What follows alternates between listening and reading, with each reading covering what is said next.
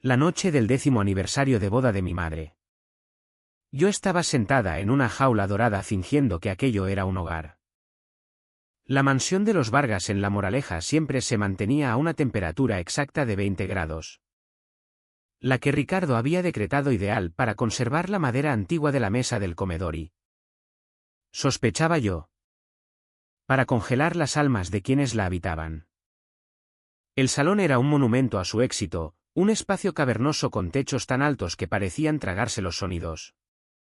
Una araña de cristal monstruosa de luces y aristas afiladas colgando sobre la mesa de caoba pulida, reflejándose en las superficies intocadas de una docena de tenedores de plata esterlina. Parecía menos una cena familiar y más una exposición curada de riqueza. Un despliegue silencioso y asfixiante de poder.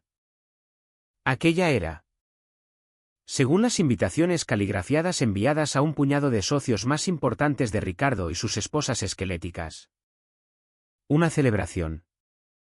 10 años de felicidad conyugal entre mi madre, Elena, y Ricardo Vargas, presidente ejecutivo de Vargas Tech.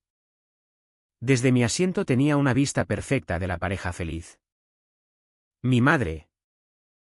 Una visión en seda color champán elegida por Ricardo. Lucía una sonrisa fija y frágil como el collar de diamantes que le apretaba el cuello. Ricardo presidía la mesa como un rey en su trono. Su presencia succionando todo el calor de la habitación. Era un hombre tallado en granito y ambición. Sus sonrisas escasas y transaccionales. Su mirada un cálculo constante. El tema de la velada era la perfección, la pareja perfecta. El hogar perfecto. La comida perfecta preparada por un chef cuyo nombre se susurraba con reverencia.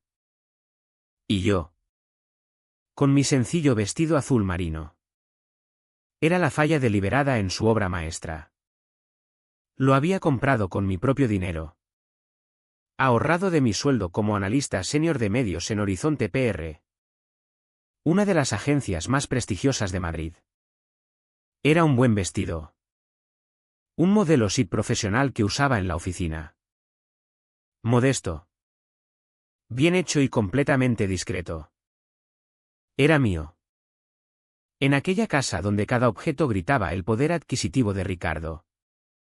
Poseer algo que él no había pagado era un pequeño acto de rebeldía. Era mi armadura.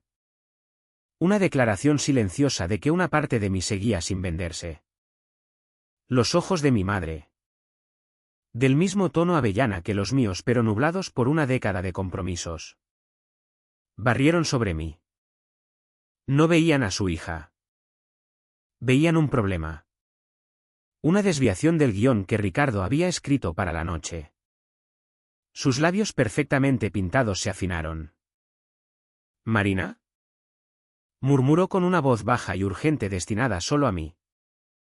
Pero que en el silencio sepulcral del comedor se escuchó perfectamente.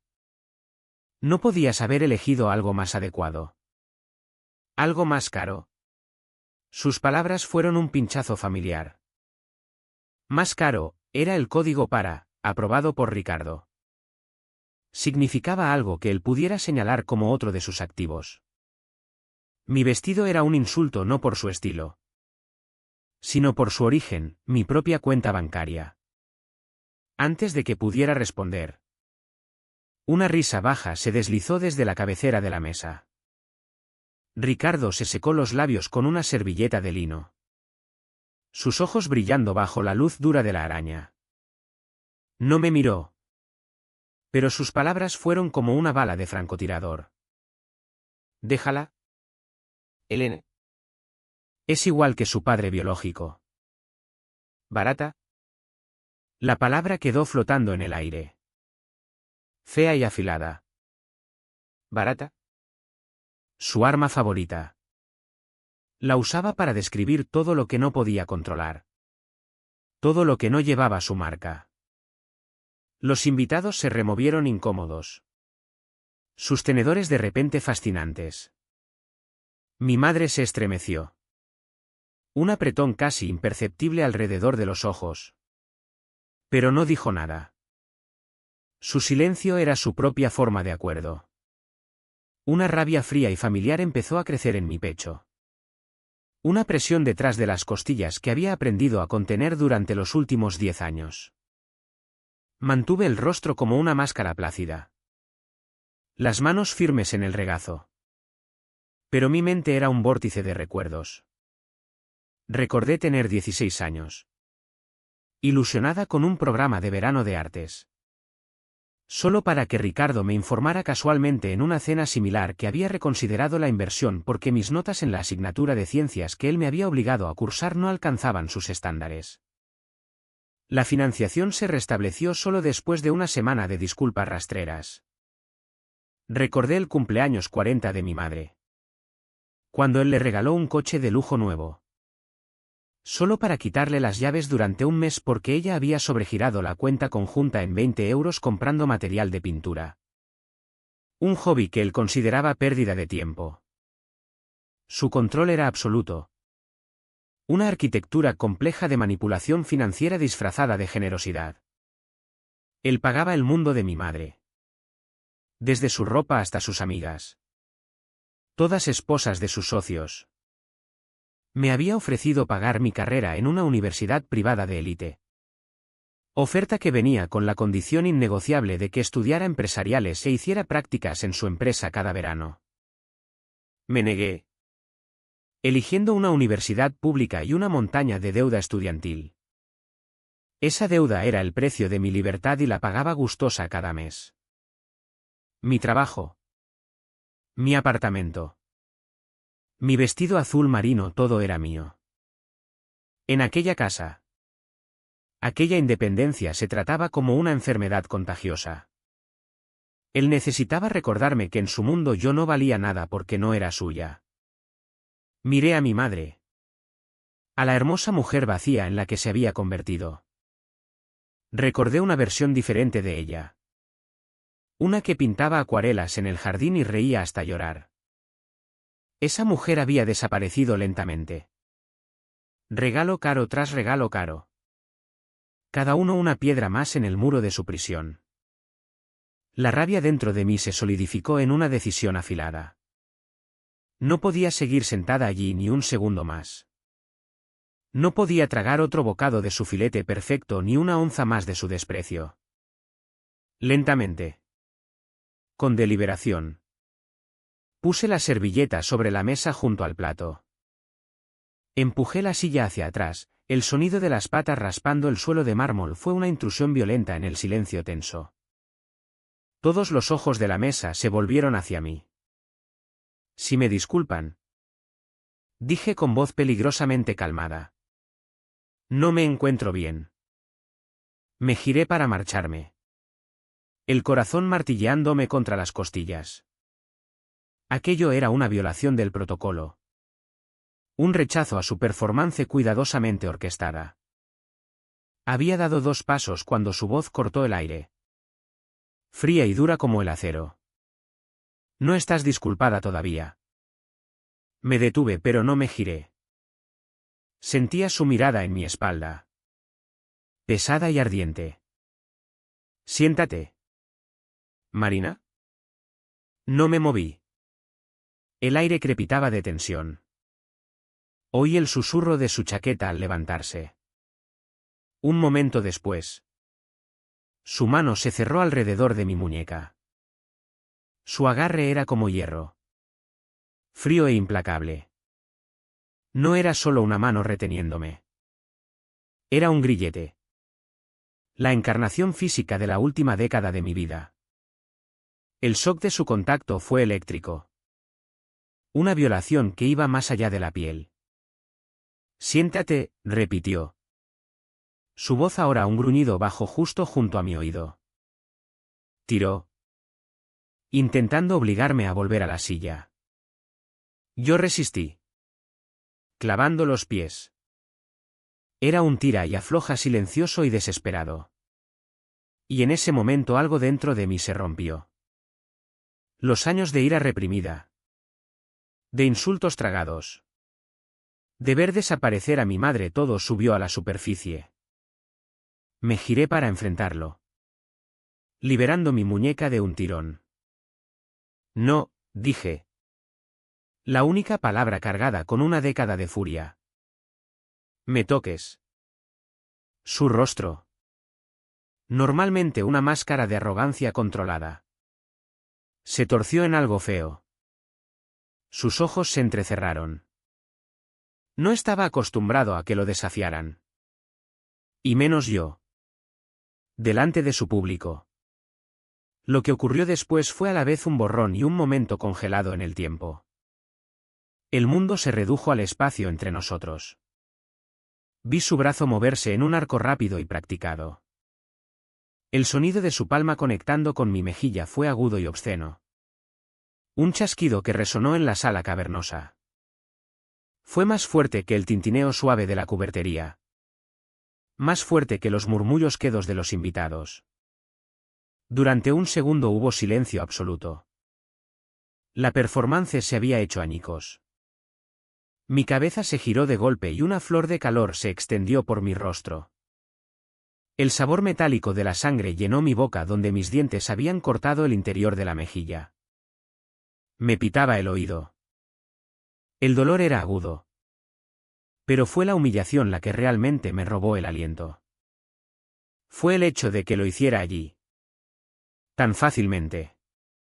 Tan confiado. Como si tuviera todo el derecho. Como si yo no fuera más que un objeto desobediente. Mi primer instinto.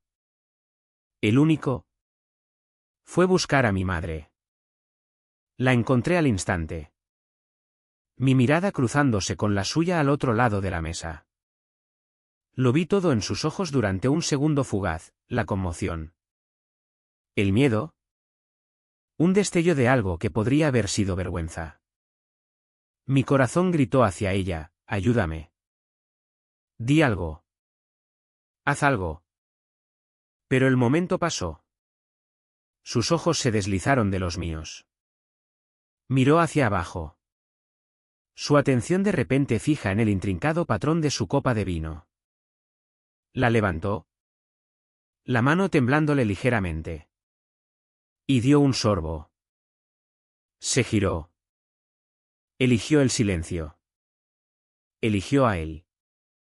Aquella traición fue un golpe mucho más brutal que el que aún palpitaba en mi mejilla. Fue la confirmación devastadora final de que estaba completamente sola. El último hilo de esperanza al que me había aferrado, que en algún lugar bajo la seda y los diamantes mi madre seguía allí, se rompió. Una extraña calma fría me invadió. Luego el pitido en mis oídos se desvaneció. Reemplazado por una claridad profunda y absoluta. El dolor en la mejilla se convirtió en una sensación analítica distante. La conmoción y el daño retrocedieron y en su lugar empezó a formarse algo nuevo. Duro e irrompible. Miré del rostro desviado de mi madre a la sonrisa arrogante y triunfal de Ricardo Vargas. Él pensaba que había ganado.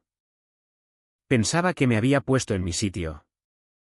Pensaba que me había silenciado. Encontré su mirada. Mi expresión indescifrable.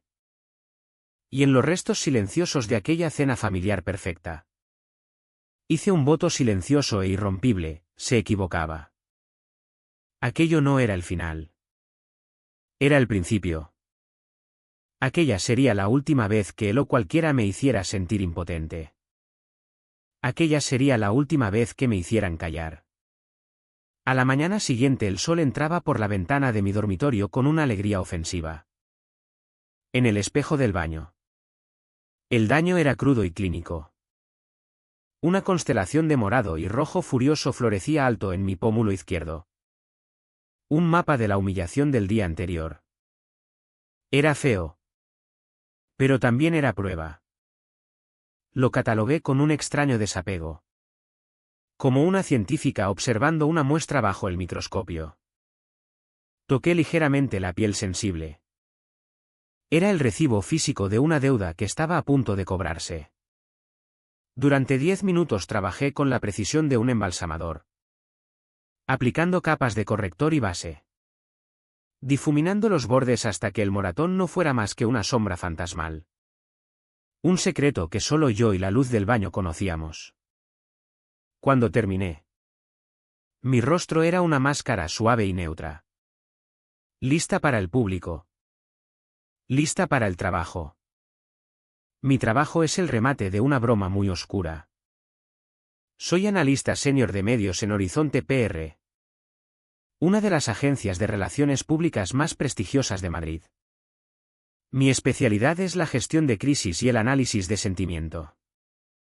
Paso mis días rastreando conversaciones en línea, identificando amenazas potenciales a la reputación de una marca y desarrollando estrategias para neutralizarlas.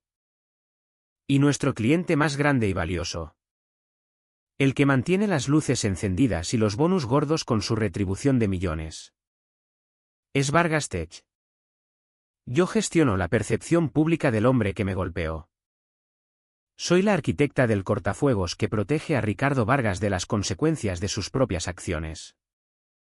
La ironía era tan profunda que casi resultaba elegante. Él pagaba mi sueldo y con ese dinero yo había comprado el vestido que él odiaba. Con ese sueldo ahora compraría su destrucción. La oficina era un ecosistema de urgencia controlada. Los teléfonos sonaban. Los teclados repiqueteaban y la gente hablaba en el dialecto cortante lleno de siglas del mundo corporativo. Mi cubículo era mi santuario. Un pequeño espacio de paredes grises donde podía desaparecer en flujos de datos e informes de análisis. Nadie notó la capa extra de maquillaje en mi mejilla. Nadie miraba nunca tan de cerca. Era buena en mi trabajo porque entendía la narrativa. Sabía que la verdad era irrelevante. La percepción lo era todo. Ricardo había construido un imperio sobre ese principio, forjando una imagen pública de visionario tecnológico benevolente, campeón del progreso y, lo más ridículo, defensor de las mujeres en el lugar de trabajo. Yo misma había ayudado a redactar los comunicados de prensa. Aquella tarde, durante la pausa del almuerzo, no comí. Caminé hasta una pequeña tienda de electrónica discreta a 10 manzanas de la oficina. De esas que venden teléfonos de prepago y equipo de seguridad sin etiquetar. Pagué en efectivo una microcámara no más grande que un terrón de azúcar. Tenía lente gran angular. Activación por movimiento. 20 horas de batería y capacidad Wi-Fi. Estaba diseñada para la invisibilidad. De vuelta. Sentí su pequeño peso denso en el bolsillo del abrigo. Parecía una piedra. Una semilla. Una bala solitaria. Aquella tarde conduje hasta la casa de mi madre para la cena. Aquello formaba parte de nuestro acuerdo tácito desde que me mudé, una cena a la semana. Una representación obligatoria de deber familiar. Llegué 15 minutos antes. Algo raro. Mi madre estaba en la cocina dando instrucciones a la asistenta. Ricardo estaba en su despacho en una llamada de conferencia.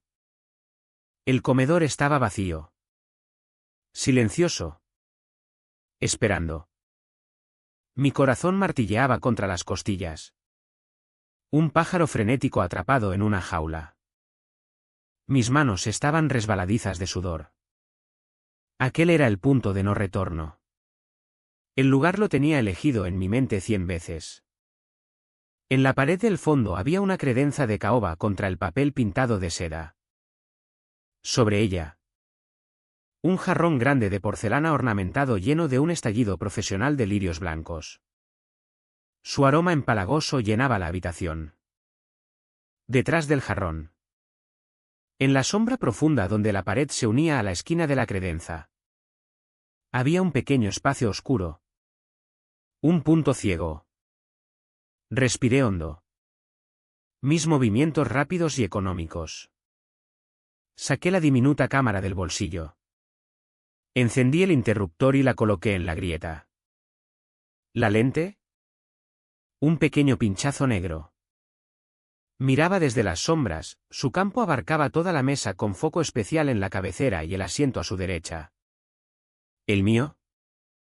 Comprobé la transmisión en directo en el móvil. La imagen era nítida. El sonido sorprendentemente claro. El escenario estaba listo. Y así comenzaron las 4 semanas de mi vigilancia silenciosa. Cada martes y jueves por la noche conducía hasta la mansión y me sentaba a aquella mesa. Comía la comida que él pagaba. Escuchaba sus pontificaciones sobre la bolsa, la política, la debilidad de sus competidores. Soportaba sus pullas casuales y las sonrisas vacías de mi madre. Pero yo ya no era solo Marina, la hijastra decepcionante.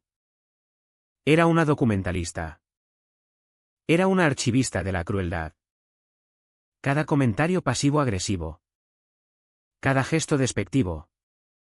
Cada vez que cortaba a mi madre a media frase ya no era solo una herida que absorber. Era dato. Era un clip. Era otro minuto de grabación para mi colección. Él lo ponía fácil. Una noche reprendió a mi madre durante 15 minutos seguidos porque su nueva iniciativa benéfica, que él había insistido en que empezara para buena prensa, había recibido una mención tibia en un periódico local en lugar de un reportaje en expansión. Esto es lo mejor que puedes hacer. ¿Elena? Te doy una plataforma y actúas como una aficionada. Había espetado mientras ella miraba su plato. Los nudillos blancos alrededor del tenedor. Yo me limité a comer mi salmón. El rostro impasible. Y pensé, rueda cámara. Otra noche mencioné un éxito que había tenido en el trabajo. Consiguiendo una historia positiva para un cliente pequeño. Ricardo había agitado la mano con desdén. Horizonte te mantiene por la cuenta de Vargas Tech. Marina. No te engañes pensando que tienes talento de verdad. Mi ojo se contrajo. Pero no dije nada. Sigue rodando. Recuperar las grabaciones era la parte más peligrosa. Fingía dolor de cabeza o la necesidad de usar el baño de arriba. Mi móvil en el bolsillo descargaba los archivos por wifi mientras yo abría el grifo y miraba mi propio reflejo. El rostro pálido por la adrenalina. Hora a hora. Almacenaba todo en un disco duro encriptado escondido en un cajón de doble fondo en mi apartamento. 10 horas. 12. Al final de la 4ª semana tenía casi 15 horas de vídeo en alta definición. 15 horas del verdadero Ricardo Vargas. El punto de ruptura. El momento en que supe que tenía suficiente. Llegó un martes. El aire estaba especialmente cargado de su arrogancia. Acababa de cerrar una adquisición importante y estaba expansivo. Presidiendo la mesa como si estuviera en una sala de juntas. Yo estaba revisando correos en el móvil. Medio escuchando. Cuando un asunto me llamó la atención, invitación Gala Mujeres en Tecnología. Era un evento anual que celebraba el liderazgo femenino en el sector tecnológico. El ponente principal aquel año, Ricardo Vargas. Vargas Tech era el patrocinador principal. Un sonido involuntario de asco escapó de mis labios. Fue apenas un susurro. Pero en su casa él lo oía todo. ¿Qué es eso?, exigió. Su buen humor evaporándose al instante. No respondí. Apagando el móvil. Pero él ya se había levantado. Rodeando la mesa. La mano extendida. Dámelo. Es solo trabajo, dije. Voz neutra. Déjame verlo. Estaba a mi lado ahora. Su sombra cayendo sobre mí. Agarré el móvil con más fuerza. Con un gruñido de impaciencia me lo arrebató. Sus ojos escanearon la pantalla. Su rostro oscureciéndose al leer el correo. Su pulgar presionó la pantalla. Bajando hasta la lista de patrocinadores donde su nombre aparecía en letras grandes y en negrita. Miró del móvil a mí. Los ojos llenos de una rabia venenosa. No era por la gala. Era por mí sentada en su casa. Sosteniendo un pedazo de su hipocresía pública en la mano. Era por la expresión en mi rostro, que él interpretó correctamente como puro desprecio. Con un movimiento violento repentino lanzó mi móvil. Voló por el aire, girando, y se estrelló contra la pared del fondo, deslizándose por el suelo en una telaraña de cristal y plástico rotos. Mi madre jadeó. Yo no. Solo levanté lentamente los ojos de mi móvil roto hasta su rostro. La calma fría había vuelto, asentándose sobre mí como un sudario. Miré más allá de él. La mirada fija en la esquina de la habitación, en el espacio oscuro detrás de los lirios. Y hablé. Voz baja y clara, cortando el silencio. Tienes miedo de las cámaras, ¿verdad? Se quedó desconcertado. Esperaba lágrimas. Miedo. Sumisión. No esperaba un desafío directo. Una sonrisa lenta y fea se extendió por su rostro. Dio un paso más cerca, inclinándose hasta que su cara quedó a centímetros de la mía. El olor a whisky caro y autocomplacencia me envolvió. Déjame decirte algo, susurró. Voz un siseo posesivo. Puedes tener 1000 cámaras. Puedes tener 1000 fotos. No importa. Nadie. Nunca. ¿Te creerá? Se enderezó. Confiado. Triunfal. ¿Lo creía? Creía en el poder de su dinero. Su reputación. Su mundo cuidadosamente construido. Creía que era invencible. Y por primera vez en 10 años. Una sonrisa genuina tocó mis labios. No era una sonrisa feliz. Era afilada. Fría y llena de promesa terrible. Lo miré directamente a los ojos, dejando que viera la certeza absoluta allí. Ya veremos, dije. Las 15 horas de grabaciones en mi disco encriptado eran un catálogo crudo y sin editar de miseria doméstica. Revisarlas no fue un ejercicio emocional. Fue editorial. No estaba reviviendo trauma. Estaba extrayendo materia prima. Buscando el mineral perfecto del que forjar un arma. Mi objetivo no era lo peor de sus ofensas. Las peores partes eran demasiado complejas. Demasiado desordenadas. Llenas de historia que un público anónimo no entendería. Las peores partes eran solo para mí. Para el mundo necesitaba algo limpio. Simple y brutalmente efectivo. Lo encontré en las grabaciones de la cena de aniversario. El incidente desencadenante. Aislé la pista de audio. Revisando la línea de tiempo con el enfoque desapegado de un ingeniero de sonido. Allí estaba el tintineo de la cubertería. El murmullo de invitados ajenos. Y luego la voz de mi madre. Aguda y cargada del pánico familiar de desagradarlo, devuelve el vestido. Sus palabras seguidas de 2 segundos de silencio muerto. Un bolsillo de silencio tan completo que era un sonido en sí mismo. Y luego el chasquido. La percusión fea y húmeda de palma contra mejilla. Era un sonido que no necesitaba traducción visual. Era un símbolo universal de violencia. Lo recorté. 47 segundos. La duración era una elección estratégica, corta para consumirse y compartirse al instante en cualquier plataforma. Larga para establecer la domesticidad escalofriante de la escena.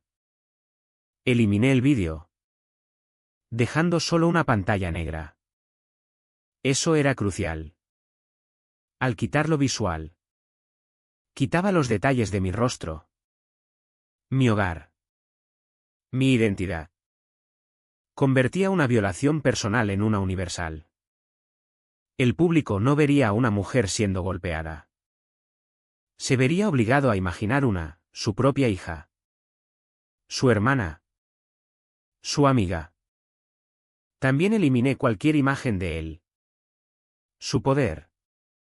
Su traje caro. Su figura imponente, todo irrelevante. Quedaría reducido a una voz y una sola acción monstruosa. El sistema de entrega tenía que ser tan estéril como el propio material. Usé un ordenador de una biblioteca pública en un pueblo a 2 horas. Enrutando mi conexión a través de 3 VPN separadas. Creé una cuenta de correo nueva con contraseña generada aleatoriamente que nunca volvería a usar. Desde allí creé el perfil en redes sociales. El nombre de usuario fue una inspiración de branding calculado, la chica del vestido azul. Era anónimo pero específico. Creando una persona. Un misterio y un símbolo al mismo tiempo. La foto de perfil era un bloque sólido de azul marino. El mismo tono que el vestido. El material estaba listo. La plataforma estaba activa. Ahora la copia. El pie de foto tenía que ser perfecto. Una sola frase que fuera a la vez acusación y una ironía de alto octanaje. Lo tecleé. Las palabras sintiéndose frías y poderosas bajo mis dedos, cuando tu padrastro dirige una empresa que predica el empoderamiento femenino. Era una pieza perfecta de guerra justaposicional. Y finalmente la carga, el hashtag. Tenía que ser memorable. Fácil de teclear y directamente ligado al audio. Tenía que ser una orden. Una historia y un grito de guerra. Devuelve el vestido. Miré la pantalla durante 1 minuto completo, el reproductor de vídeo negro. El pie de foto. El hashtag. Era una bomba digital perfectamente ensamblada. No había rabia en mí. Ni miedo. Ni siquiera satisfacción. Solo el foco silencioso y zumbante de una profesional ejecutando una tarea compleja. Pulsé publicar. Luego cerré sesión. Borré el caché y salí de la biblioteca al aire fresco de la noche. Dejando al fantasma que acababa de crear hacer su trabajo. No necesitaba verlo suceder. Lo sentía. Como analista de medios tengo una comprensión profunda e instintiva del sistema circulatorio de Internet. Sé cómo metaboliza la información. Cómo una historia prende fuego y salta de un grupo social a otro. Había diseñado esta para velocidad máxima.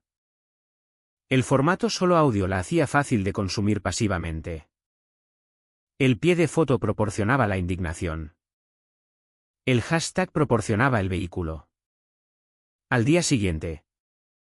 Cuando me senté en mi escritorio en Horizonte PR. Mi móvil personal vibrando en silencio con notificaciones de la cuenta falsa. El fuego ya era un infierno. Abrí una ventana de navegador privada y tecleé el hashtag.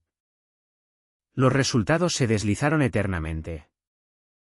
12 horas. 5 millones de visualizaciones. Se movía más rápido que cualquier campaña de marca que hubiera visto. Observé clínicamente cómo mi creación cobraba vida propia. La sección de comentarios era un río furioso de ira. La gente diseccionaba los 47 segundos con la intensidad forense de teóricos de la conspiración. La voz del hombre. Su timbre profundo y arrogante. Fue la primera pista. Usuarios con software de edición de audio la aislaron. Limpiando el ruido de fondo. Comparando su firma con grabaciones públicas disponibles. La voz de la mujer fue analizada. Su tono de pánico señalado. A las 10 de la mañana se hizo la primera coincidencia. Un usuario en un foro de vigilancia tecnológica publicó una comparación lado a lado, la voz del clip y un fragmento del discurso clave de Ricardo Vargas en la última edición del Mobile World Congress. Las formas de onda eran casi idénticas. El ritmo. La forma específica y condescendiente de alargar las vocales. Era inconfundible. De repente. La chica del vestido azul ya no era una víctima al azar. Era la hijastra de un CEO multimillonario de tecnología. La segunda parte de mi pie de foto. El acelerante que había vertido tan cuidadosamente sobre la leña. Ahora prendió. Alguien desenterró el comunicado de prensa que yo misma había ayudado a redactar 6 meses antes. Vargas Tech anuncia iniciativa pionera de apoyo a las mujeres. La campaña era la última obra maestra de PR de Ricardo. Una asociación de millones de euros con refugios de mujeres y programas de educación STEM. El sitio web mostraba un vídeo pulido de Ricardo rodeado de empleadas exitosas hablando con seriedad sobre empoderamiento, igualdad y creación de entornos laborales seguros. La hipocresía era tan espectacular, tan perfectamente villana, que transformó la historia de un momento viral en un titular nacional. La narrativa era irresistible. El poderoso CEO que predicaba empoderamiento femenino en público golpeaba a una mujer en privado. A la hora del almuerzo los blogs tecnológicos lo tenían. El Confidencial. Expansión. 5 días. Sus titulares eran brutales. Audio filtrado capta presunto incidente de violencia doméstica del CEO de Vargas Tech. A las 2 de la tarde los medios mainstream habían descendido. El País. El Mundo. TV. La historia estaba en todas las portadas. Mi hashtag devuelve el vestido era la tendencia número 1 en España. Era un mar digital de azul marino mientras las mujeres empezaban a publicar fotos de sus propios vestidos azules en solidaridad. Y yo estaba sentada en medio de todo. En el ojo del huracán que había invocado. Trabajando. Ejecutaba análisis de sentimiento para una empresa mediana de bebidas. Corregía un comunicado de prensa para el lanzamiento de una nueva app. Era una empleada modelo. Concentrada y diligente. Mientras un segundo monitor, oculto a mis compañeros, me mostraba los análisis en tiempo real de un imperio en colapso, el imperio de Ricardo Vargas. A las 3:15 el correo aterrizó en mi bandeja de entrada. Asunto en mayúsculas chorreando pánico, urgente reunión de crisis todos. Mi jefe. Un hombre perpetuamente estresado llamado David. Reunió a todo el equipo senior en la sala de conferencias acristalada. La energía era frenética. La gente hablaba en tonos bajos y asustados. David se plantó a la cabecera de la mesa. Rostro pálido. Corbata ya aflojada. Bien. Gente. Todos lo habéis visto, empezó. Voz tensa. Estamos en modo crisis total de 5 alarmas por Vargas. Un clip de audio malicioso, fuertemente editado y completamente infundado está circulando en línea. Es una campaña de difamación dirigida de primer orden. Escuché. Mi rostro una máscara cuidadosamente compuesta de preocupación profesional. Yo era la incendiaria sentada en primera fila de la reunión de bomberos. La junta está en bloqueo. Ricardo es inalcanzable. Los medios llaman cada 5 segundos. La iniciativa Mujeres en Tecnología se está desmoronando. Estamos perdiendo credibilidad por minutos. David siguió paseándose. Necesitamos una estrategia y la necesitamos hace 10 minutos. Tenemos que parar esto. Se detuvo y miró alrededor de la mesa. Ojos buscando un salvador.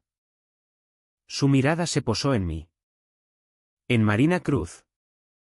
Su analista de crisis más aguda. Más calmada. Más fiable. La que siempre había navegado la cuenta de Vargas con una habilidad casi premonitoria. Marina, dijo. Voz bajando. Ahora llena de súplica desesperada. Te necesito al frente de esto. Conoces la cuenta mejor que nadie. Conoces la voz de Ricardo. Su marca. Necesito que lideres el equipo de respuesta. Desacredita la fuente. Mata la historia y arregla esto. Cueste lo que cueste. La sala se quedó en silencio. Todos los ojos se volvieron hacia mí. Veían a una profesional competente recibiendo el mayor reto de su carrera. No tenían ni idea de que estaban presenciando el acto final perfecto de un depredador nombrando a su propio verdugo. Sentí una ola lenta y fría de poder absoluto recorrerme. Él me había dicho que nadie me creería nunca. Ahora todo su mundo me pagaba para que eso fuera verdad. Encontré la mirada suplicante de mi jefe. Asentí una vez. Expresión seria. Resolución absoluta. Por supuesto, dije. Voz firme y clara. Estoy en ello. La sala de conferencias de Horizonte PR. Normalmente escenario de lluvia de ideas creativas y triunfos de clientes. Se había convertido en un búnker de mando para una guerra que yo había empezado. El aire estaba espeso con olor a café rancio y pánico caro. Yo estaba sentada a la mesa pulida. Un bloque amarillo delante. Expresión una mezcla calibrada de foco y preocupación. A mi alrededor. Mis colegas, las mentes más afiladas en comunicación de crisis, planeaban cómo destruir públicamente, profesional y permanentemente a la chica del vestido azul. La narrativa se nos está yendo de las manos, dijo David, pasándose la mano por el pelo ya revuelto. Todos los medios importantes tienen la historia. Lo están pintando como un monstruo. Necesitamos reentrar en la conversación. Esto no va de él. Va de un ataque anónimo malicioso. La fuente es la clave, dijo Marcos. Nuestro jefe de estrategia digital. Señaló con láser la pizarra donde el handle, la chica del vestido azul, estaba rodeado en rojo. Esta cuenta es un fantasma. Imposible de rastrear por ahora. Necesitamos definirla antes de que se definan ellos. ¿Es una ex empleada resentida? ¿Un rival corporativo? ¿Un operativo político? Pintamos la fuente como poco fiable y el material queda contaminado. Escuché cómo diseccionaban la persona que yo había creado en una biblioteca pública. Observé cómo teorizaban sobre mis motivos. Tuve que contenerme físicamente para no ofrecer sugerencias útiles. Quizás sea un familiar. Quería decir solo para ver cómo la sangre abandonaba sus rostros. En cambio, tomé nota en mi blog, motivación fuente no fundamentada. No podemos limitarnos a defender, dije. Mi voz cortando el parloteo. Todos me miraron. Aquel era mi papel. La calma en la tormenta. El audio en sí es el problema. Negarlo no basta. Tenemos que darles una nueva realidad más plausible. Atacamos su autenticidad. Hice una pausa, dejando que el peso de mis palabras calara. Decimos que es un defaque. Un murmullo de acuerdo recorrió la mesa. Era la defensa moderna perfecta. Jugaba con los miedos públicos a la manipulación digital y creaba la duda justa para enturbiar las aguas. Excelente, dijo David, agarrándose a la idea como un hombre que se ahoga a una tabla. Una fabricación de audio generada por IA sofisticada. ¿Es limpio? Es tecnológico. Encaja con la marca. Marcos. Pon al equipo de forenses digitales en ello. Quiero un informe completo sobre las imposibilidades técnicas de que este audio sea real para final del día. Necesitaremos una firma externa que valide nuestros hallazgos, añadió Marcos. Un experto tercero que dé credibilidad. Y así siguió.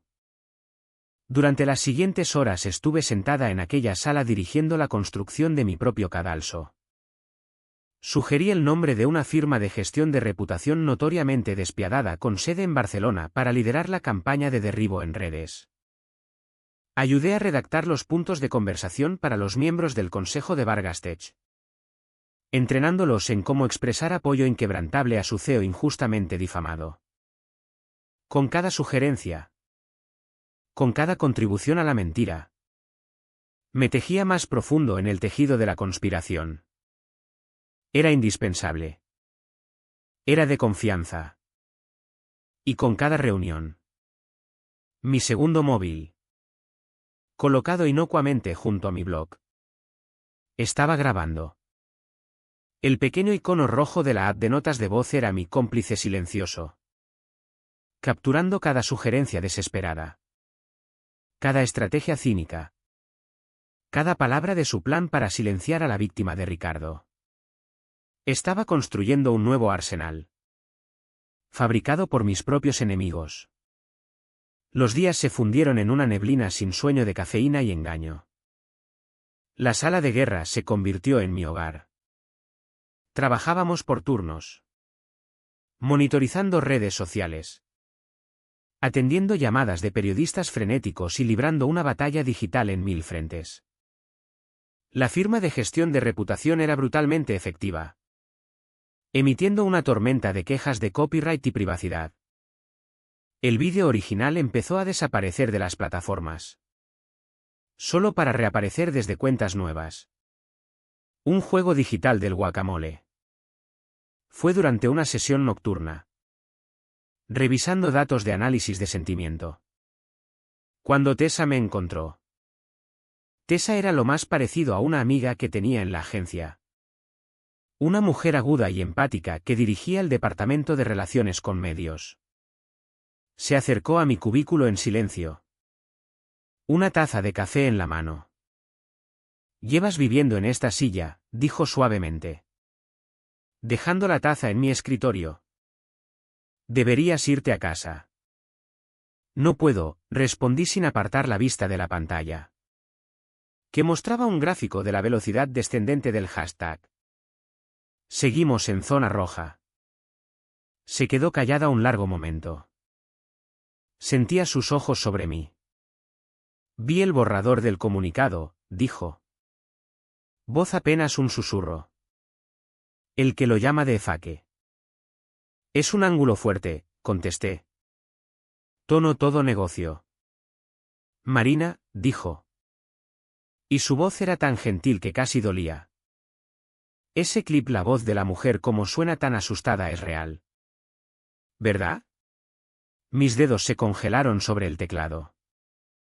Todo el mundo pareció detenerse. Sentía la arquitectura intrincada de mi plan temblando.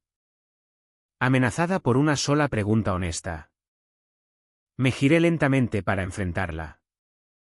Su expresión no era acusadora. Solo llena de una comprensión profunda y dolorosa. Lo sabía. No sabía cómo. Pero lo sabía. Vi la verdad reflejada en sus ojos y durante un segundo aterrador quise confesarlo todo. Pero la parte fría y calculadora de mi cerebro tomó el control. No podía permitirme una aliada. Solo podía permitirme activos. Mantuve su mirada y mi rostro fue una pared en blanco. No confirmé ni negué. Simplemente cambié de tema.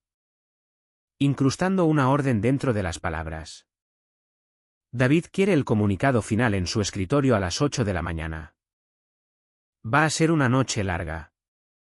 Miré intencionadamente el desastre de papeles. Ella entendió. Asintió y se marchó en silencio. Los días siguientes fueron un borrón de reuniones y maniobras. El audio seguía circulando a pesar de nuestros esfuerzos. La Junta de Vargas Tech suspendió temporalmente a Ricardo, pendiente de investigación interna. El valor de las acciones cayó un 48% en 2 días. Los inversores exigían respuestas. Los medios acampaban fuera de la sede de Vargas Tech en el Distrito Financiero de Madrid. Y yo seguía en el centro. Dirigiendo la respuesta que nunca tenía intención de que funcionara. Finalmente llegó el momento que había estado esperando. El consejo. Desesperado. Decidió una entrevista exclusiva con una cadena nacional para aclarar los hechos. Me pidieron que preparara a Ricardo para la entrevista. Aquella noche.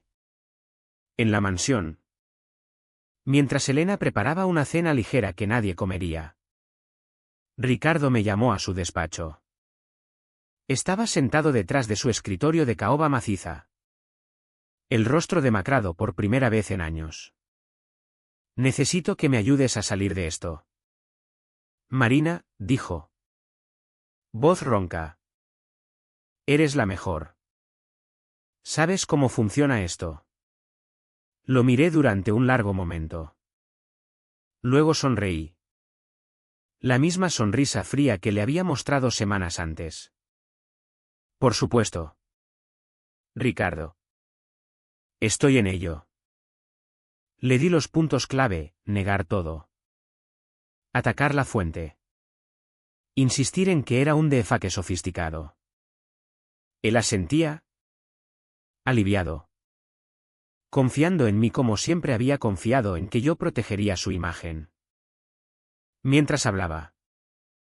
Mi segundo móvil en el bolsillo grababa cada palabra. Cada admisión velada. Cada plan para silenciarme. La entrevista se emitió en prime time. Ricardo. Impecable en traje azul marino.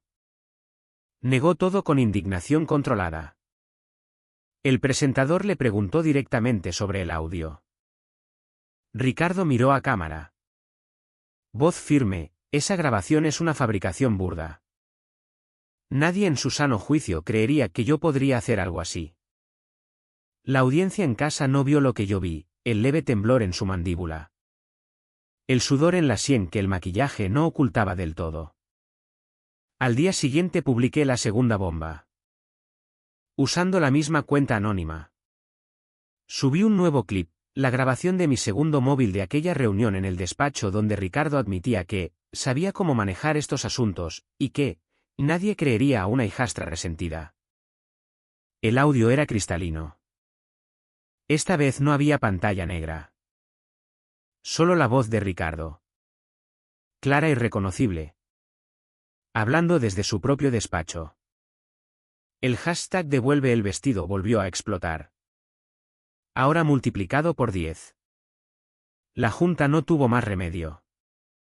Ricardo fue destituido esa misma tarde.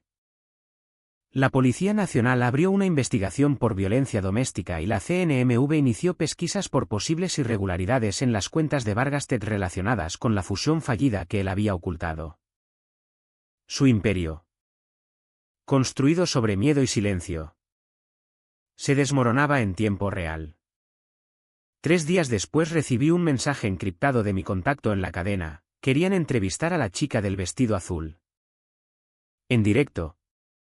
Prime time. Mi primera reacción fue rechazar. Mi anonimato era mi escudo. Pero vi cómo la narrativa empezaba a diluirse. Los aliados de Ricardo plantaban semillas de duda. Los tertulianos debatían la ética de las fuentes anónimas. La historia se estaba convirtiendo en un balón político. Estaba perdiendo su corazón. Estaba perdiendo su verdad. Me estaban convirtiendo de persona en hashtag. Y un hashtag se puede silenciar. Acepté. Pero con condiciones: sin rostro. Sin nombre. Espalda a cámara. Voz distorsionada. Entrevistarían a un símbolo. No a una persona. El estudio de televisión era más frío que una morgue. El aire zumbaba con el rumor bajo de la electrónica y los susurros reverentes del equipo de producción. Me movían con cuidado. Casi con temor. Como si fuera un animal salvaje o una reliquia sagrada. Me llevaron a una única silla en el centro de un vasto espacio oscuro. Delante de mí. Una pequeña isla de luz contenía otra silla donde se sentaría la periodista elegida. Sara Jiménez. Más allá solo había un vacío negro punteado por los ojos rojos parpadeantes de una docena de cámaras. Me posicionaron con cuidado. Espalda a la cámara principal. Perfil oculto por la iluminación dramática y deliberada. Era una silueta. Una forma humana definida solo por la luz que bloqueaba. Un técnico me colocó un pequeño micrófono en el cuello y me dio un auricular por el que escuchaba mi propia voz. Alterada electrónicamente en algo más grave. Anónimo. Una voz que no pertenecía a nadie y por tanto podía pertenecer a cualquiera. Miré mis manos descansando en el regazo. Eran la única parte de mí que se sentía real. En el tercer dedo de mi mano derecha llevaba un simple anillo de plata. Una banda lisa sin adornos que me había comprado yo misma en mi 25 cumpleaños. Un pequeño símbolo privado de autosuficiencia. En el caos de los últimos días había olvidado quitármelo. Sara Jiménez entró al set y se sentó. Su rostro era familiar de 1000 emisiones. Expresión una máscara practicada de empatía. Era la mejor del negocio, creando la ilusión de intimidad. Gracias por estar aquí, empezó. Voz suave e invitadora. Sé que esto no puede ser fácil. No dije nada. Solo asentí. Un gesto que la cámara detrás de mí capturaría. El clip que publicaste ha sido escuchado en todo el mundo, dijo. ¿Puedes? Con tus propias palabras. ¿Contarnos qué estaba pasando en ese momento? Y así empecé a hablar. La voz que salió de mí era a la vez mía y no mía. Las palabras eran un guión que había ensayado durante días. Pero la emoción detrás era un cóctel complejo de verdad y actuación. Hablé de la presión de ser perfecta. Del peso asfixiante de las expectativas de un hombre poderoso. Describí la cena. El vestido. La crueldad casual. No usé nombres. Usé arquetipos, mi madre. Mi padrastro. Estaba contando mi historia. Pero también la historia de 1 millón de otras mujeres sentadas en comedores silenciosos. Absorbiendo insultos como si fueran alimento. Mi dolor era real. Pero también lo estaba usando. Moldeándolo. Desplegándolo como herramienta estratégica. Dejé que mi voz se quebrara cuando hablé del silencio de mi madre. Hice pausas largas y dramáticas. Dejando que el público llenara el vacío con su propio dolor imaginado. Estaba representando mi trauma para un público deprime time y me odiaba por ello. Pero sabía que era necesario. Entonces llegó la pregunta que esperaba. La que más importaba. Dijiste que esto llevaba años ocurriendo, dijo Sara. Inclinándose hacia adelante. Ojos radiando una compasión sincera de calidad televisiva. Mucha gente se pregunta. Y espero que no te importe que lo diga. ¿Por qué guardaste silencio tanto tiempo? ¿Por qué esperar hasta ahora? Aquel era el momento. Toda la entrevista se había construido alrededor de aquel único intercambio. La narrativa pública de las víctimas es que callan porque tienen miedo. Esa es una verdad simple y digerible. Pero no es toda la verdad. Respiré hondo. Mi voz distorsionada llenó el estudio silencioso. El miedo forma parte. Por supuesto, dije. Pero no es la parte más importante. Guardé silencio porque las personas que se suponía que debían protegerme eran las mismas que se beneficiaban de mi silencio. Hice una pausa. Dejando que la acusación flotara en el aire. Guardé silencio porque en ese mundo la voz de una mujer se considera un lastre hasta que un hombre poderoso decide validarla. Esperan que sufras en silencio. Que absorbas el daño. Que mantengas intacta la familia. La empresa. La reputación. Miré hacia abajo. A mis manos. Al anillo de plata en mi dedo. No guardé silencio porque no tuviera voz, dije. Mi voz bajando a un susurro bajo e intenso. Guardé silencio porque ellos pensaban que necesitaba que ellos me dieran una. La sala de control estaba muerta de silencio. Incluso Sara pareció olvidar por un momento su siguiente pregunta. Había tomado su narrativa de víctima aterrorizada y la había volteado.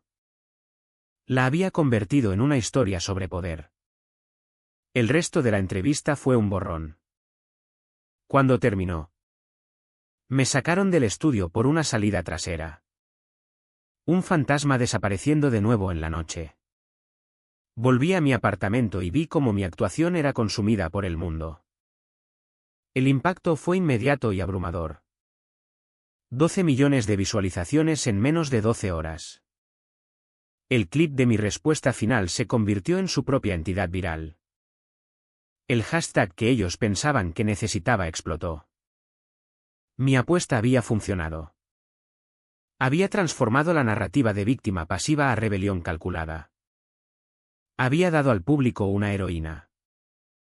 Aunque tuviera que esconderse en las sombras. Pero mi contacto tenía razón. Había dado un hilo. Internet. Alimentado con aquel misterio tentador. Se puso a trabajar. El análisis empezó en foros y subreddits dedicados a la investigación en línea. Diseccionaron cada fotograma de la entrevista con mi rostro y cuerpo ocultos. Se centraron en los únicos detalles disponibles, mi postura. Mi cadencia. Mis manos. El primer post apareció en un tablón de mensajes 2 días después de la emisión. Era una captura de pantalla de la transmisión, una imagen de alta resolución de mi mano derecha mientras gesticulaba. La imagen estaba ampliada.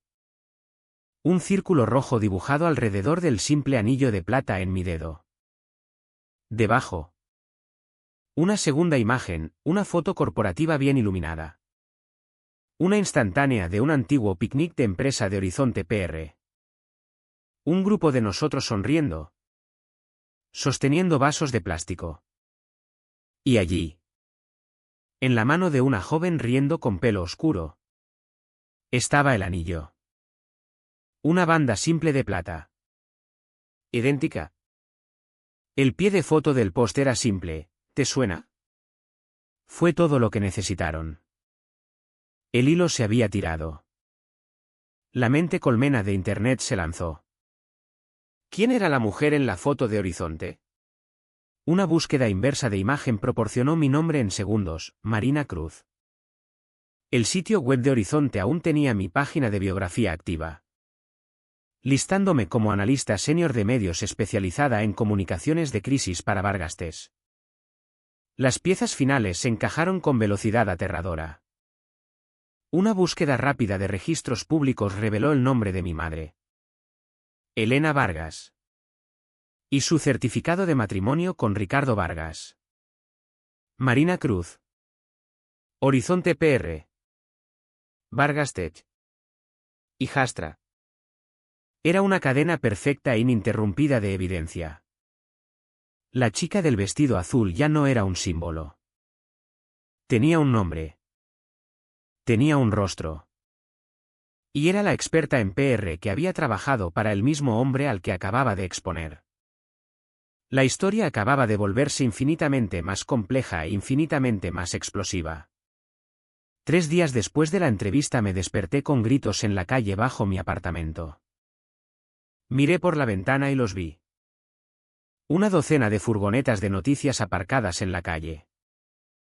Una nube de reporteros y fotógrafos acampados en la acera. Sus cámaras apuntando a mi puerta principal como un pelotón de fusilamiento.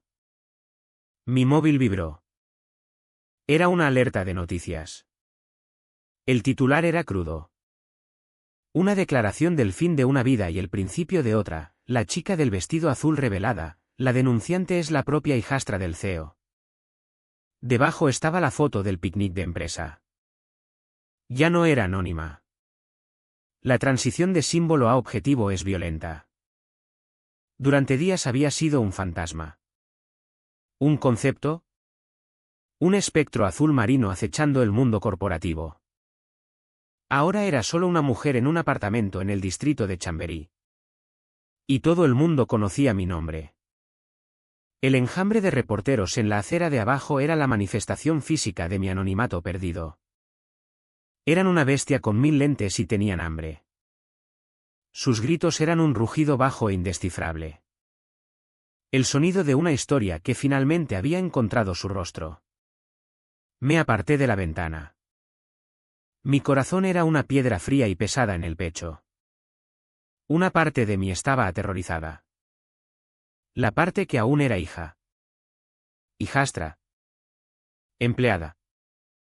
La parte que durante años había sido entrenada para evitar la atención. Para ser invisible.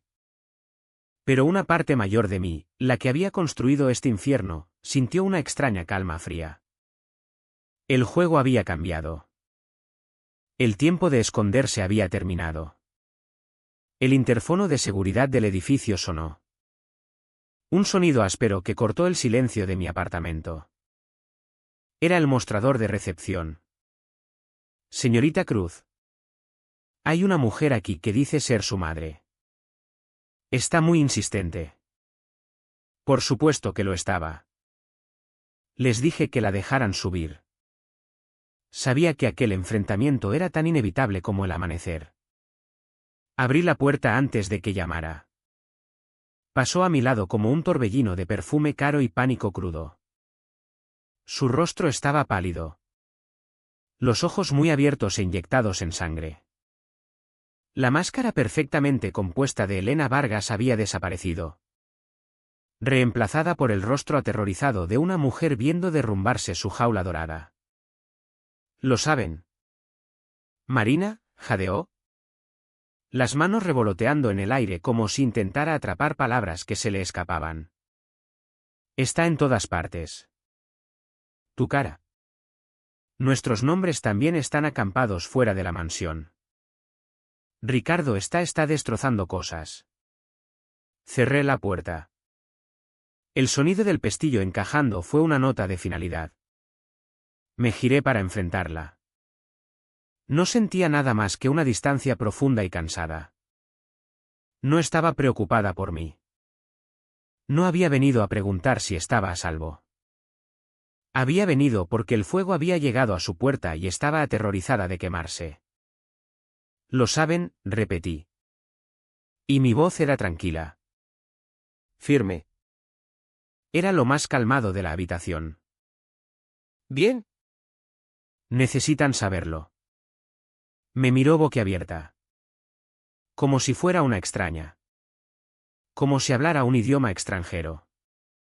El concepto de que aquella exposición no era un desastre sino una parte necesaria y deliberada del plan le resultaba completamente ajeno. Necesitan saberlo, balbuceó. Marina. Esto nos destruirá. Destruirá todo. No queda nada que destruir, dije. Tú y Ricardo os encargasteis de eso hace años. Esto no es destrucción. Es una excavación. Por fin estamos llegando a la verdad. Sacudió la cabeza. Lágrimas asomando a sus ojos. No entiendes al hombre que has provocado, susurró. No sabes de lo que es capaz. Oh. Sí lo sé, dije. Lo tengo todo grabado. ¿Recuerdas? Aquello fue el fin de la conversación. No había nada más que decir. Miró a la extraña fría y resuelta en la que se había convertido su hija y vio una causa perdida. Vio que yo no la ayudaría a reconstruir la prisión que tanto amaba. Con un sollozo que era mitad ira. Mitad desesperación. Se giró y huyó. Dejando el olor de su miedo flotando en el aire. Después de que se marchara. Caminé hasta mi portátil. La bestia fuera podía rugir todo lo que quisiera. Yo no sería su presa. No sería una víctima cazada. Arrastrada a la luz contra su voluntad. Saldría al centro de la arena y me presentaría. Entré en la cuenta de la chica del vestido azul por primera vez desde su creación. El número de seguidores era una cadena mareante de números. Las notificaciones eran una ola. Lo ignoré todo. Pulsé nuevo post. Mis dedos estaban firmes en el teclado. No había duda. Las palabras eran simples. Crudas y absolutas, me llamo Marina Cruz. Yo soy la chica del vestido azul. Adjunté la foto del picnic de Horizonte. La que Internet ya había encontrado. Mi propio rostro sonriente de otra vida. Era un acto de rendición total y un acto de control definitivo. Les estaba dando el rostro que querían. Pero estaba adjuntando mi propio nombre. Mi propia narrativa. Pulsé publicar. Luego apagué el móvil. El portátil. La televisión. Me preparé una taza de té y me senté en el silencio esperando. El silencio duró 2 horas. Cuando volví a encender mis dispositivos, el mundo había sido rehecho a mi imagen. Mi post no solo se había vuelto viral. Había alcanzado una especie de singularidad digital. 10 millones de likes. 5 millones de compartidos. Mi nombre. Marina Cruz. Era la tendencia número 1 del planeta. Las consecuencias de deshacerme del anonimato fueron inmediatas y absolutas. La narrativa, ahora anclada a una persona real, a un rostro real, se solidificó de alegación a hecho. Mi bandeja de entrada, una nueva segura que mi contacto había creado para mí, era una inundación de mensajes. Venían de organizaciones de noticias, de realizadores de documentales, de editoriales. Pero sobre todo venían de mujeres. Cientos. Luego miles de mensajes de mujeres que tenían sus propias historias. Sus propios vestidos azules colgando en el fondo de sus armarios. Y las instituciones que Ricardo siempre había creído que lo protegerían empezaron a volverse contra él con una ferocidad que nunca podría haber anticipado. El Consejo de Administración, que solo lo había suspendido, ahora tenía una acusadora nombrada. Creíble y profundamente simpática. Más importante aún, tenían la evidencia innegable de la operación de encubrimiento de Horizonte, que mi contacto había filtrado estratégicamente. La responsabilidad financiera era ahora existencial. Mi contacto me llamó aquella tarde. La Policía Nacional acaba de registrar la sede de Vargastes, dijo. Voz crispada por la emoción de la victoria. No solo investigan las denuncias de violencia doméstica. El encubrimiento les dio causa probable para mirar todo. Han abierto una investigación completa contra Ricardo por fraude y manipulación de valores en relación con la fusión fallida. Sus pecados corporativos resultaron ser tan feos como los domésticos. Ya no era solo un bruto. Era un criminal a nivel federal. El destino de Horizonte PR fue aún más rápido. Enfrentada a una ola de defecciones de clientes y la amenaza inminente de una demanda masiva de los accionistas de Vargastes por su papel en el encubrimiento, los socios votaron por una disolución de emergencia. La agencia que había intentado enterrar mi historia ahora era enterrada ella misma. Mis antiguos compañeros quedaron dispersos al viento. Sus carreras manchadas por su complicidad. Sentí un destello de algo, no piedad, sino una satisfacción sombría. Habían hecho su elección. En medio de aquel caos sentí un extraño y urgente sentido de propósito. Aquello era más grande que mi venganza. Había creado un símbolo. Un pararrayos para una rabia y un dolor que había estado hirviendo en la oscuridad durante generaciones. No podía dejar que aquella energía se disipara. Tenía que construir algo con ella. Pasé los 2 días siguientes al teléfono con mi contacto y su equipo de abogados corporativos. Mientras el mundo veía arder el imperio de Ricardo, yo estaba tendiendo silenciosamente los cimientos de uno nuevo. Usé mis propios ahorros, el dinero que había guardado tan cuidadosamente lejos de la influencia de Ricardo, para presentar los papeles de constitución. El nombre era el único que tenía sentido, Fundación Vestido Azul. Una organización sin ánimo de lucro dedicada a proporcionar recursos legales y apoyo en PR a víctimas de abuso doméstico que hablan contra figuras poderosas. Mientras se construía el marco legal, algo más estaba ocurriendo. Algo orgánico. Hermoso y completamente imprevisto. El hashtag que había sido mi arma estaba siendo reutilizado por el público. Una mujer en Valencia empezó. Publicó una foto de sí misma. Rostro claro y desafiante. Con el pie de foto, me dijo que exageraba cuando rompió mi móvil. Me llamo Laura. Yo soy mi propia chica del vestido azul. Y añadió una nueva etiqueta, reto devuelve el vestido. Fue un incendio forestal. En horas. Miles de mujeres compartían sus historias. Historias de que les dijeran que eran demasiado sensibles. Demasiado emocionales. Que tenían suerte de tener lo que tenían. Que debían estar agradecidas. Cada post era un acto de desafío. Una negativa a permanecer en silencio. Una recuperación de su propia narrativa. Estaban devolviendo el silencio. Estaban devolviendo la vergüenza. Miré por la ventana. La multitud de reporteros seguía allí. Pero ya no parecían una bestia. Eran solo personas haciendo su trabajo. Eran un síntoma de la historia. No la historia misma. La historia estaba en mi bandeja de entrada. Estaba en el hashtag. Estaba en el trabajo tranquilo y decidido de construir una fundación. El miedo que había sentido había desaparecido. Reemplazado por el peso inmenso. Aterrador y estimulante de lo que venía después. La venganza había terminado. La revolución acababa de empezar. Conduje de vuelta a la mansión por primera vez desde que había salido de Horizonte. Las verjas de hierro, que una vez parecieron tan imponentes, estaban ligeramente entreabiertas. Como si el mecanismo que las alimentaba hubiera finalmente cedido. Los jardines perfectamente cuidados empezaban a parecer descuidados. Algunas hojas sueltas manchando el verde prístino.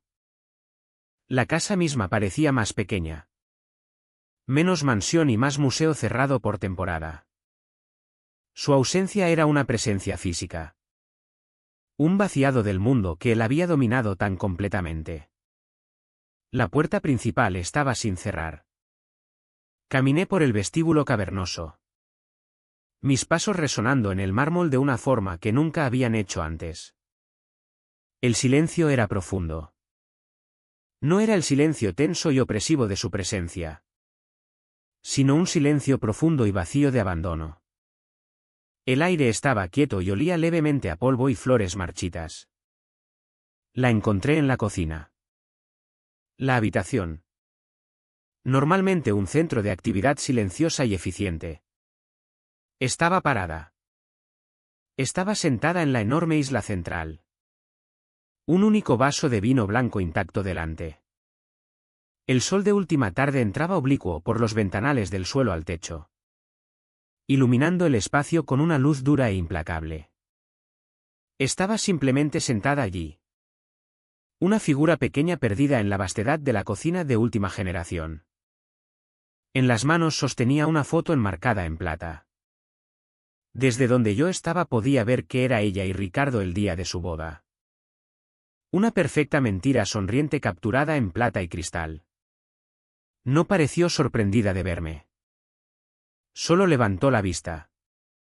Los ojos vacíos del pánico que la había consumido la última vez que hablamos. Toda la lucha. El miedo. La negación, todo había sido arrancado de ella. Dejando algo exhausto y quebradizo. Colocó la foto boca abajo sobre la encimera de granito frío. Tenías razón, dijo. Y su voz era un susurro seco. El sonido de hojas de otoño arrastrándose por el pavimento. La admisión fue sorprendente en su simplicidad. No quedaba discusión en ella. Todo lo que hiciste tenías razón al hacerlo. Esperé. Sin decir nada. Sabía que venía un pero. Miró alrededor de la habitación cavernosa y vacía. La mirada barriendo los frigoríficos Sub-Zero y la cocina Wolf.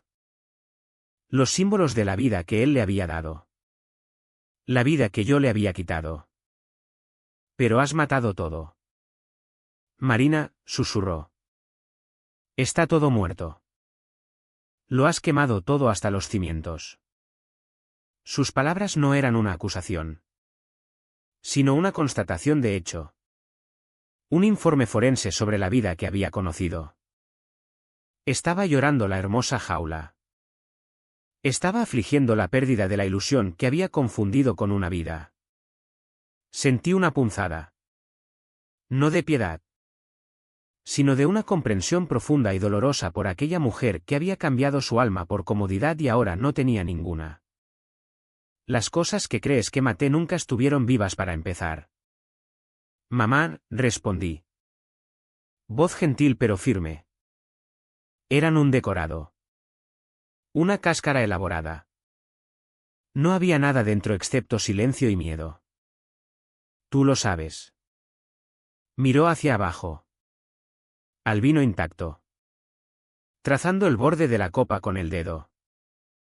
Sabía que esa era la parte más dolorosa de todo. Siempre lo había sabido.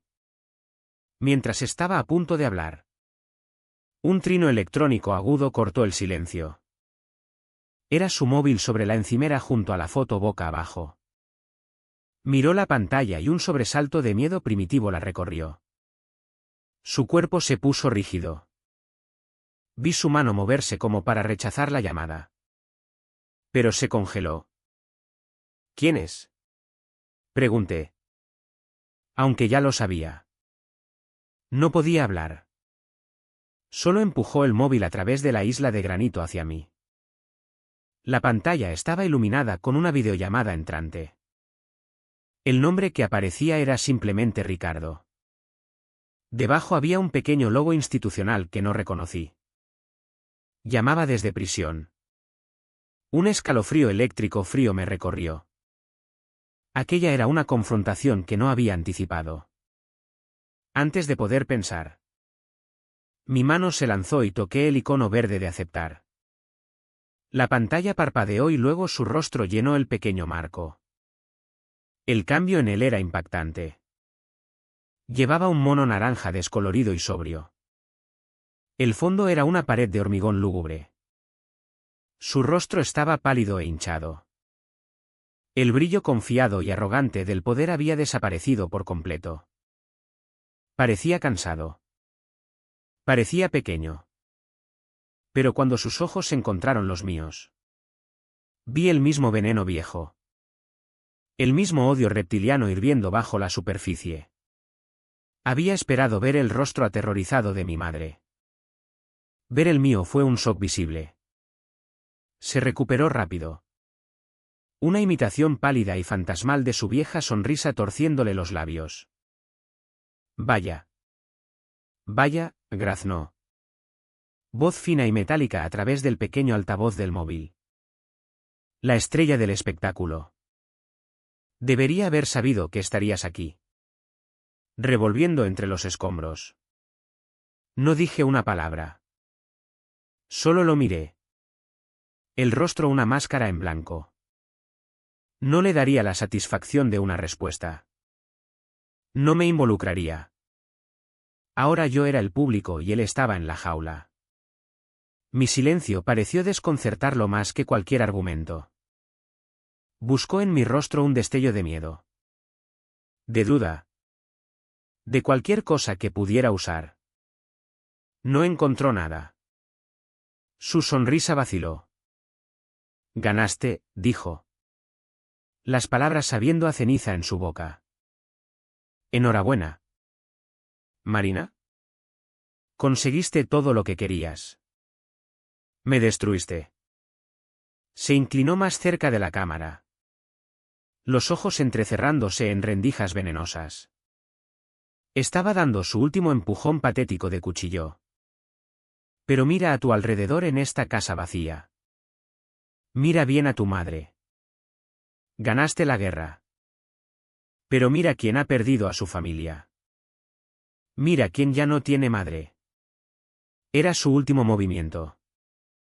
Su intento final de enmarcar mi victoria como una pérdida. De envenenar mi libertad convenciéndome de que estaba sola. Esperó. Una mirada desesperada y hambrienta en el rostro. Por mi reacción. Por mis lágrimas. Por mi ira. No le di nada. Con un movimiento lento y deliberado. Mi pulgar se deslizó por la pantalla y presionó el icono rojo de finalizar llamada. Su rostro, torcido en una máscara de rabia impotente, desapareció. La pantalla se puso negra. Le había colgado. Lo había cortado. Finalmente y completamente lo había silenciado. Un escalofrío recorrió mi cuerpo. Una única liberación convulsiva de una década de tensión. Levanté la vista y encontré la mirada de mi madre. Me estaba mirando. Su rostro era un desastre de confusión y comprensión naciente. Acababa de presenciar una ejecución. Giré mi cuerpo para enfrentarla completamente. El fantasma había desaparecido. Solo estábamos las dos ahora. Dos mujeres en las ruinas de una vida. No lo hice porque lo odie, dije. Y mi voz era cruda.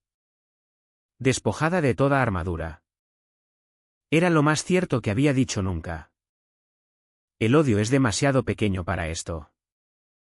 Nunca fue por él. Di un paso más cerca de ella. Mi voz bajando a un susurro. Lo hice por la chica de 16 años que tuvo que escucharle llamarte estúpida. Lo hice por la mujer de 29 años a la que golpeó delante de una docena de personas. Lo hice porque no podía vivir ni un día más en un mundo donde eso estuviera permitido. Miré directamente a sus ojos, obligándola a verme. A ver realmente a la hija que había sacrificado. No lo hice por odio. Mamá, dije. Voz espesa con una emoción que no podía nombrar. Lo hice para que tu hija nunca más tuviera que ser abofeteada y quedarse callada. Y con aquellas palabras, la presa dentro de ella finalmente se rompió. Un sonido salió de su garganta. Un sonido de dolor tan profundo que casi era silencioso. Era el sonido de un dolor que había guardado dentro durante 10 años. Las lágrimas que corrían por su rostro no eran las lágrimas débiles y manipuladoras de antes. Eran reales. Eran una inundación purificadora. Tropezó desde su silla, rodeando la isla. Y por primera vez desde que yo era niña me rodeó con los brazos. Su abrazo no era el rígido y performativo de una esposa de sociedad. Era un agarre desesperado. Aferrado. Ahogándose. Podía sentir su cuerpo temblando con la fuerza de sus sollozos. Me quedé rígida al principio. Y luego lentamente levanté mis propios brazos y la abracé. Enterré mi rostro en su hombro. El olor de su perfume mezclándose con la sal de sus lágrimas. Y sentí la última pieza dentada de mi propio dolor encajar en su sitio. La herida. La que había estado abierta y supurando durante una década. Por fin se estaba cerrando con puntos. Dejaría una cicatriz. Pero ya no estaría abierta. La hemorragia por fin había parado. 1 año es mucho tiempo. Es tiempo suficiente para que caigan imperios y se tiendan nuevos cimientos. Es tiempo suficiente para que una herida se convierta en cicatriz y una cicatriz en historia. Es tiempo suficiente para que un hashtag se convierta en ley. La sala era vasta. Un salón de baile cavernoso en un centro de convenciones del centro de Madrid lleno de 1000 personas y el peso de 1 millón de historias no contadas. El aire estaba eléctrico con una extraña mezcla de dolor y esperanza. Aquel era el primer cumbre nacional para supervivientes de abuso económico y doméstico. Un evento que no existía 1 año antes. Era un evento nacido del fuego que yo había iniciado. Y hoy yo estaba allí para dar el discurso de apertura. Estaba en las bambalinas. Justo fuera de la vista del público. Mi corazón era un tambor firme y parejo contra mis costillas. La mujer que había temblado mientras colocaba una cámara detrás de un jarrón de lirios era una antepasada lejana. La mujer que se había sentado en una sala de guerra de PR. Planeando calmadamente su propia inmolación. Parecía un personaje de un libro que había leído. Ahora era alguien nuevo. Forjada en las consecuencias. Y llevaba el vestido. Era el mismo sencillo vestido sit azul marino. No una réplica. El original. Lo había llevado a la tintorería una vez y luego lo había colgado en la parte delantera de mi armario. No como trofeo, sino como recordatorio. Ahora se sentía diferente. La tela contra mi piel ya no era solo algodón e hilo. Era armadura. Era una declaración. Era la manifestación física de una promesa que me había hecho a mí misma en las ruinas de una cena familiar perfecta. La última vez que lo había llevado había sido una mujer anónima absorbiendo un golpe. Hoy era Marina Cruz y estaba a punto de caminar hacia una tormenta de aplausos. Alguien me tocó el codo suavemente. 2 minutos. Señorita Cruz. Asentí. Los ojos fijos en el escenario. En la enorme pantalla detrás del atril se proyectaba el logo de la Fundación Vestido Azul, un gráfico sencillo y elegante de un vestido disolviéndose en una bandada de pájaros alzando el vuelo. En un año. Nuestra fundación había proporcionado ayuda legal a más de 200 víctimas. Habíamos financiado campañas de PR para mujeres cuyas historias eran suprimidas por hombres poderosos. Habíamos ayudado a redactar y presionar por la Ley de Responsabilidad Corporativa. Una nueva legislación federal que hacía a los consejos de administración financieramente responsables de encubrir de forma verificable abusos cometidos por sus ejecutivos. La ley había sido apodada por la prensa, la ley del vestido azul. Era el momento. Oí mi presentación. Un resumen cálido y generoso de un viaje que había sentido cualquier cosa menos eso. Luego oí mi nombre. Y luego el sonido. Fue un rugido. Empezó como aplausos y se hinchó en algo más. Una ola de sonido puro y catártico que me bañó mientras caminaba desde la oscuridad de las bambalinas hacia la luz blanca cegadora del escenario. 1000 personas estaban de pie. 1000 rostros. En su mayoría mujeres. Estaban vueltos hacia mí. Sus expresiones una mezcla de gratitud, reconocimiento y una fuerza compartida feroz. Vi lágrimas en algunos rostros. Sonrisas desafiantes en otros. No me aplaudían a mí. Marina Cruz. Se aplaudían a sí mismas. Aplaudían el simple acto revolucionario de ser creídas. Llegué al atril. Las manos firmes mientras ajustaba el micrófono.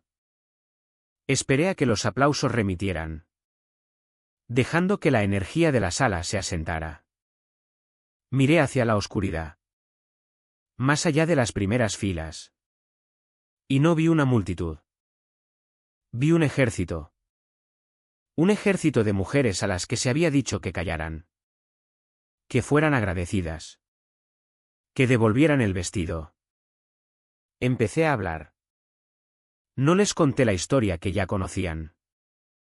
No hablé de Ricardo ni de mi madre ni de los detalles de mi propio dolor. Aquella historia ya era registro público. Un capítulo cerrado. En cambio, hablé de sus historias. Hablé de la naturaleza insidiosa del silencio. De cómo se arma no solo por los abusadores sino por los sistemas e instituciones que los habilitan. Hablé de la mentira de que el dolor de una mujer es un asunto privado vergonzoso. Una inconveniencia doméstica que gestionar en lugar de una crisis societal que resolver. Durante demasiado tiempo, dije. Mi voz clara y resonante a través del vasto salón, se nos ha entregado un guión. El guión de la buena hija. La esposa supportive. La empleada leal. Y este guión tiene una regla inquebrantable: no perturbes la representación. No hables de lo que ocurre cuando cae el telón. Tragas el dolor. Ocultas el moratón. Y proteges la reputación del hombre que tiene el poder. ¿Por qué te dicen que su poder es tu seguridad? Hice una pausa, dejando que mis ojos barrieran la sala. Estamos aquí hoy para declarar que este guión es una mentira. Estamos aquí para quemar el guión. Los aplausos tronaron de nuevo. Más cortos esta vez. Más afilados. Más desafiantes. Hablé durante 20 minutos. Mi voz nunca vacilando. Expuse la misión de nuestra fundación. Esbocé las batallas legislativas por venir. Pinté un cuadro de un futuro donde el testimonio de una mujer no se viera como una acusación que interrogar, sino como evidencia que creer. Y entonces supe que era hora de terminar. Era hora de traer todo de vuelta al principio. Hace un año, dije. Mi voz suavizándose. Volviéndose más personal. Atrayendo a las 1000 personas de la sala a la intimidad de un único recuerdo feo, yo era una mujer diferente. Estaba sentada a una mesa de cena y me dijeron que mi presencia, mis elecciones, mi mera existencia eran una vergüenza. Podía sentir a toda la sala conteniendo la respiración. El silencio era absoluto. Me dijeron que el vestido que llevaba, un vestido que había comprado con mi propio dinero, no era lo suficientemente bueno. Se me ordenó sin ambigüedad que lo devolviera. Que lo llevara de vuelta. Que lo cambiara por algo más aceptable. Algo que reflejara mejor al hombre que pagaba la comida. Miré hacia abajo. Al sencillo tejido azul marino que cubría mi propio cuerpo. Lo alisé con una mano. Devolver el vestido fue una orden, continué. Voz baja y temblando con una rabia controlada y enfocada que tenía un año. Pero no era sobre el vestido. Era una metáfora. Era una orden de volver a mi sitio. De volver al silencio. De tomar a mí misma. Mis opiniones. Mi independencia. Mi propio yo. Y cambiarlo por algo más callado. Más pequeño. Más agradable. Era una orden de desaparecer. Levanté la vista. Mis ojos encontrando el objetivo de la cámara principal al fondo de la sala. Sabía que millones de personas estaban viendo esta transmisión y hablé directamente a ellas. Me dijeron que devolviera el vestido, dije. Mi voz resonando con una fuerza que nunca supe que poseía. Hice una pausa. Dejando que las palabras flotaran en el aire. Un eco final y desafiante de la orden siseada de mi madre. No lo hice. Mi voz se quebró en la palabra final. Un único chasquido agudo de emoción porque la mujer que había sido merecía quedarse por un momento cristalino. Hubo silencio y luego la sala explotó. El sonido fue una fuerza física. Una ola de marea de aplausos. De gritos. De emoción catártica y sin restricciones. Me bañó. Me atravesó. Las luces brillantes del escenario se volvieron borrosas. Sentí una única lágrima caliente escapar de mi ojo y trazar un camino por mi mejilla. No era una lágrima de tristeza. Era una lágrima de absolución. Me aparté del atril e incliné la cabeza. En la pantalla gigante detrás de mí apareció una imagen final. El hashtag que había empezado todo, devuelve el vestido, se mostró en letras blancas enormes y luego, con una simple animación elegante, la última palabra se disolvió y fue reemplazada. El mensaje en la pantalla se transformó. La evolución final de una guerra de un año, devuelvan sus voces. Fin.